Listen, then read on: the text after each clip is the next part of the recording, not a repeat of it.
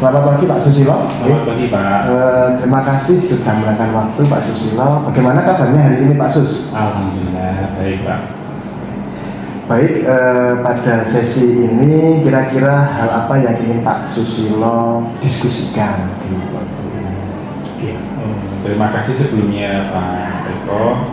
Pada kesempatan hari ini saya ingin diskusi ya terkait ya, keseharian kami di kesiswaan, terutama ketika kami berusaha mendisiplinkan murid di mana kami pastilah juga punya masalah-masalah yang bisa itu klasik, laten, atau juga kebaruan yang terutama saya ini dinamis banget di masalah di kesiswaan atau kedisiplinan itu. Jadi kami berharap bisa mendapatkan hal yang baik yang dapat membangun siswa nanti. Baik, pada tujuan ini Pak Susilo adalah meningkatkan kedisiplinan ya Pak, dalam hal ketepatan waktu hadir di sekolah. Seperti apa kondisi ideal yang Pak Susilo ingin harapkan terkait itu? Kalau yang ideal yang paling kami harapkan pastilah bukan hanya tepat waktu ya Pak, tetapi di awal waktu. Kami ya berharapnya bukan jam 7, bahkan kami nge-share-nya itu jam 7:10 itu sudah hadir. Nah, kalau 7:10 itu sudah hadir itu kan lebih nyaman gitu kan, lebih nyaman, kegiatan pembiasaan juga lebih nyaman. Dan itu kondisi ideal yang kami harapkan, bukan hanya tepat waktu tapi di awal waktu. Apalagi jangan sampai terlambat. Mungkin itu Pak. Ya. Menurut pengamatan Pak Susilo, apa saja faktor yang menyebabkan siswa itu sering terlambat? Kalau pengamatan saya ya Pak ya, siswa sering terlambat itu mayoritas karena anak-anak memiliki kebiasaan yang kurang baik ketika malam hari. Ada yang memang ada sebagian kecil, ada yang kerja, ada yang paling banyak telatnya itu kalau malamnya itu nongkrong sama nge-game. Nah, yang terakhir, golongan terakhir ya memang ya orang tuanya kurang perhatian Pak. Jadi ya memang pasti ada beberapa faktor. Rata-rata alasannya ini di malam, aktivitas malamnya itulah Pak, aktivitas malamnya entah itu karena main bersama teman atau orang kurang perhatian seperti apa. Ini. Dari beberapa faktor tersebut, mana yang paling dominan menurut Pak Susilo? Kalau saat ini yang paling dominan itu memang game yang nongkrong itu. Nongkrong ya Pak? Iya. Itu kan nggak bisa dikontrol oleh kita ya Pak, di luar kita. Jadi rata-rata yang telat juga laki-laki. Gitu kan? Laki-laki dan ketika kami tanya ketika malamnya itu mereka nongkrong pemain gitu. Setelah nongkrong kadang di rumah juga lanjut mabar lagi, main game tapi kan online gitu kan, masing-masing ya sampah gitu lah. Apa saja upaya yang pernah Pak Susilo lakukan sejauh ini terkait dengan permasalahan itu? Kalau langkah yang kami lakukan halus dan lembut dan kasar itu ya pernah kami lakukan ya, Pak. Semuanya itu pernah kita lakukan ya. Sebenarnya harapan kami kan memang lembut. Yang lebih lembut, yang soft, yang enak, sambil mendekati gitu kan. Tapi ternyata ya kesabaran itu kadang setipis tisu ketika sudah dilakukan berulang gitu kan. Akhirnya memang hal-hal kalau sudah sering dilakukan oleh anak-anak itu ya kadang kita juga terpancing emosi ya. Namanya kita punya harapan tapi anak-anak tidak melaksanakan ya. Kadang kami terpancing emosi dan akhirnya ya apalagi kalau orangnya ya datang itu saja, akhirnya ya langsung marahi sedikit, kemudian menasihati itu ya. Itu karena mungkin kejenuhan Pak. Jadi kejenuhan dari cara halus kok nggak berhasil, akhirnya kami yang sering kami lakukan mungkin langsung menasihati supaya gini gitu kan. Dan itu yang bisa jadi yang kami sering lakukan akhirnya kalau anaknya sama seperti itu. Gitu. Baik, menurut Pak Susilo, langkah apa yang bisa dicoba untuk meningkatkan kesadaran dan kedisiplinan siswa?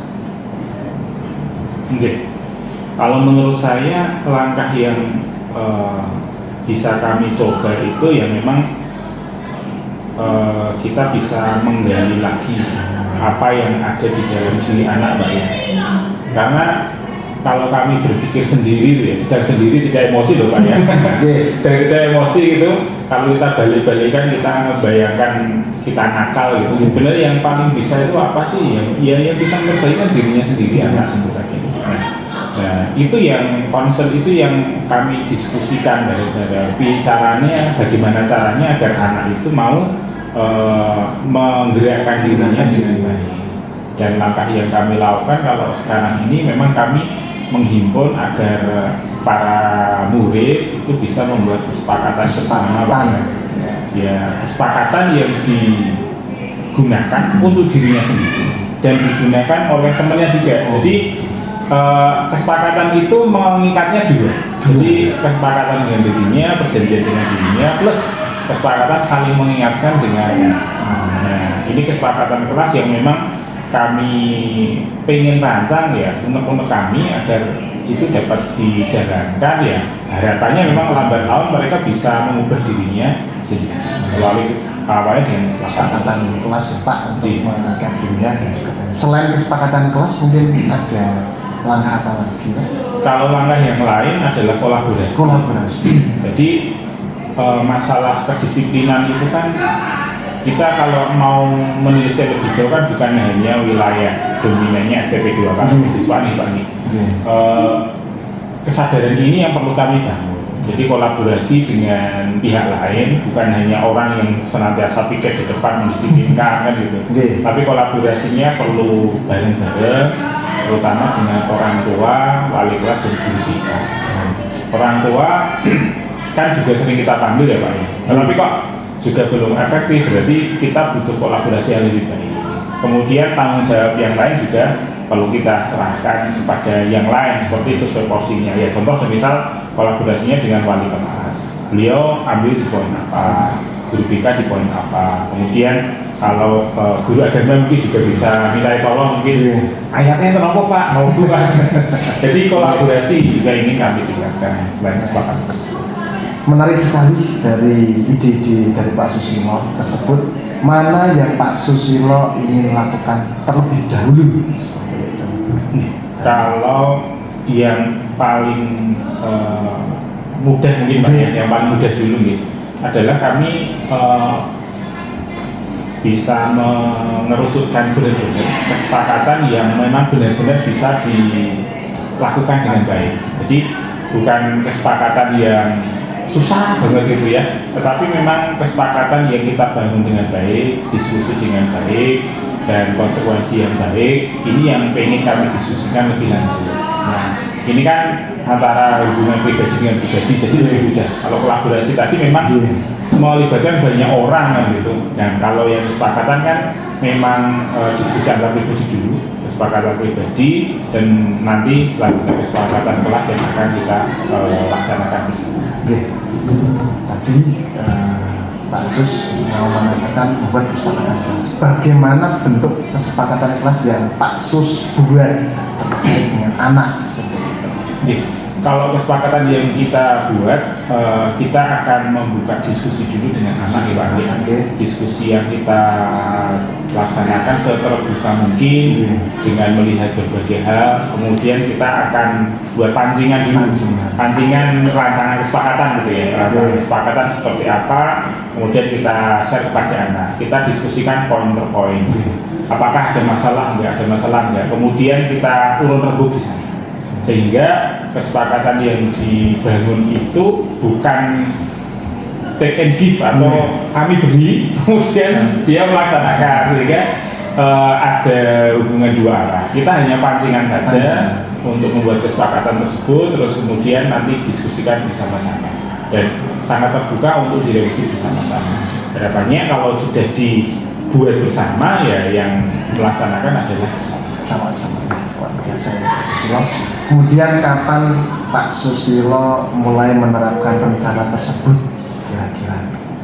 Kalau untuk rencana kemungkinan besar di minggu ini Pak, di minggu ini di mungkin di hari Kamisnya itu kami akan memulai di kelas sehingga kami bisa segera menindaklanjutinya untuk hal yang lebih baik.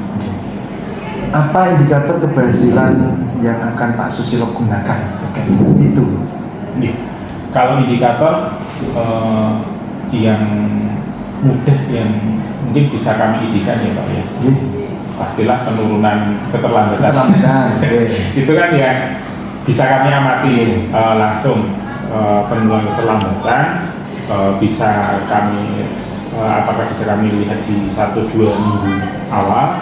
Kemudian yang kedua adalah kepedulian di kelas, saling mengingatkannya, atau minimal apakah setelah nanti ada kesepakatan itu ketika ada yang telat ada saling memilikinya kelas atau tidak saling mengingatkannya. Dan itu 2 indikator yang ingin kami lihat. Yang satu adalah penurunan keterlambatan, yang kedua rasa kepedulian di kelas ini yang meningkat. Siapa saja yang bisa mendukung Pak Susilo dalam merencanakan atau melaksanakan rencana tadi, Pak? Kalau untuk rencana yang kesepakatan ini, satu wali kelas. Jadi yang menjadi orang tua, ibaratnya orang tua kandung di sekolah ya, orang tua kandung di sekolah kan wali kelas. Jadi kita akan gandeng sehingga apa yang kita usahakan itu disokong bersama. Yang kedua, yang benar-benar menjadi subjek bersama adalah pasti siswa Pak. Siswa yang kita ajak untuk bermitra, karena tadi bukan take and give tapi kita diskusi bersama-sama. Ya terutama perangkat-perangkatnya siswa yang bisa saling mengingatkan itu yang menjadi mitra paling utama juga. Mungkin juga itu dulu selain yang lain karena paling mudah duduk. Baik sekali nih Pak Susilo. Seberapa yakin Pak Susilo dapat menjalankan rencana ini? Kalau kira-kira mungkin ukuran 1-10 gitu. Kalau dilihat ini dari persiapan kami, ya kalau boleh menyebut angka mungkin 8 kami targetkan kita 8 dari 10. Biasa ya Pak Susilo. Kemudian apa yang membuat Pak Susilo itu belum 10 Pak? Yang 2 ini karena mungkin kami kan menangani kesiswaan sudah tidak 1, 2, 3 tahun lagi. Dan namanya kejenuhan atau masalah yang terjadi yang dinamis itu, sesuatu masalah dinamis itu kan apalagi masalah di masyarakat kan yang mereka itu masalahnya itu diudari itu angel itu ada benak ruwet ini kan kami tahu kalau masalah yang agak lama kan memang biasanya agak susah untuk diurai. Jadi 2 ini belum kami masukkan karena kami menempatkan masalah-masalah sosial kan bukan masalah-masalah yang mudah untuk langsung dilaksanakan, sehingga agar kami tidak terlalu berekspektasi nanti malah stres sendiri. Sehingga kami memang yang nomor 2 poin ini kami untuk jaga diri agar tidak stres. Apa yang bisa dilakukan Pak Susilo agar keyakinan itu bisa meningkat dari 8 ke 10 itu? Itu kalau yang bisa saya lakukan ya kami menguatkan diri dulu Pak ya. Menguatkan diri secara pribadi dan tim terutama yang piket bersama-sama dengan rekan guru piket yang lain, karena masalah keterlambatan bukan juga hanya 1 hari, masih menyangkut yang lain. Kita menguatkan tim bersama-sama, ikhlas bersama-sama agar usaha membangun kesepakatan dan konsekuensi tersebut nanti bisa berjalan dengan baik. Luar biasa, Pak Susilo sudah memiliki rencana yang jelas. Semoga langkah ini membawa perubahan yang positif ya Pak, terutama di Mojokerto. Saya siap mendukung jika diperlukan. Terima kasih atas keterbukaannya Pak Susilo. Selamat melaksanakan aktivitas yang sudah. Tahu gitu Pak. Terima kasih Pak.